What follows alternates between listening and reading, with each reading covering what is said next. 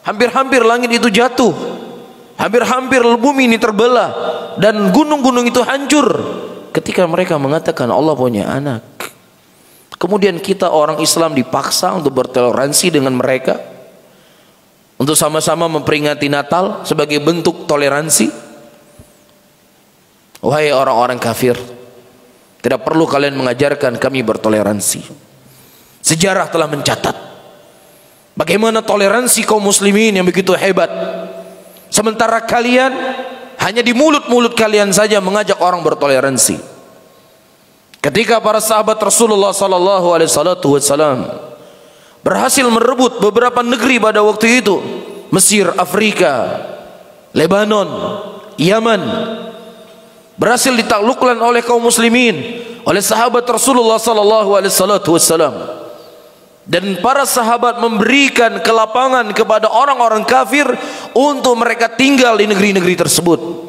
Sampai hari ini masih ada orang kafir dari kalangan orang Mesir, masih ada. Sampai hari ini mereka diberikan kebebasan untuk hidup. Bahkan di Yaman, Yahudi Yaman masih hidup di negeri Yaman.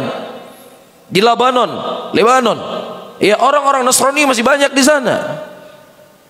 Iya, diberikan kelapangan hidup oleh sahabat Rasulullah sallallahu alaihi wasallam. Tetapi ketika kaum salibis mereka menguasai negeri-negeri muslimin, Spanyol salah satu contoh. Spanyol, ketika orang-orang kafir menguasai orang-orang Spanyol, menguasai negeri Spanyol, tidak ada pilihan bagi muslimin, ya, untuk mereka keluar dari negeri tersebut atau mereka mati kalau seandainya mereka tidak mau murtad dari agamanya. Antum coba lihat, perbandingkan sejarah. Jangan menjadi orang yang terlalu polos, jangan menjadi orang yang mudah digiring. Ini sejarah, fakta. Bagaimana kaum muslimin dipaksa untuk murtad menjadi agama mereka, atau dibunuh siapa yang tidak mau murtad. Tapi ketika negeri-negeri dikuasai oleh negeri muslimin, mereka diberikan kelapangan untuk menjalankan agama mereka. Kemudian kamu mengajarkan kepada kami bagaimana cara bertoleransi. Anda salah alamat.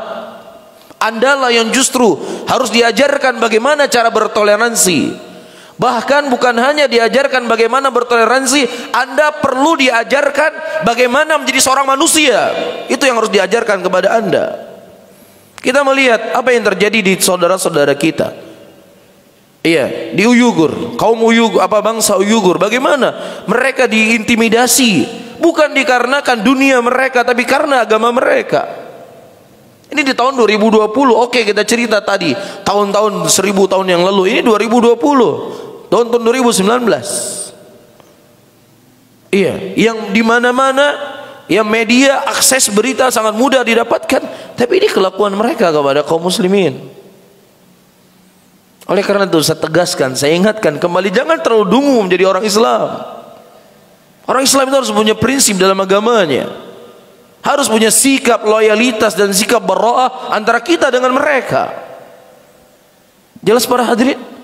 Dan bukan berarti ketika kita tidak merayakan Natal, tidak ikut apapun dengan acara kekufuran ini, ya, kita tidak ada toleransi dengan mereka. Ya, mungkin saya nggak perlu menjelaskan bagaimana toleransi kaum muslimin kepada orang-orang kafir, nggak perlu kita cerita. Apa yang ada di hadapan kita di Indonesia ini, 80% muslimin di Indonesia, 20%-nya adalah orang-orang kafir. Dari semenjak Indonesia merdeka, apakah orang-orang kafir di sini mendapatkan intimidasi? Udah kita cerita di Aceh. Iya, orang-orang non-Islam Tiongkok, orang-orang non-Islam itu mereka berniaga bebas di Penayung. Bahkan mereka menjadi para pedagang-pedagang besar. Apakah ada diganggu oleh muslimin? Diganggu oleh muslimin? Hah? Mereka punya gereja. Ya, beberapa gereja yang ada di Aceh. Apakah pernah orang Islam datang ke gereja mereka kemudian melarang mereka untuk beribadah di hari Ahad di gereja mereka? Pernah? Gak pernah ada, gak pernah dalam sejarah. Ini kita lihat sendiri di Aceh. Kemudian kita dipaksa untuk bertoleransi. Toleransi apa lagi? Hah? Toleransi apa lagi yang harus kami berikan kepada kalian?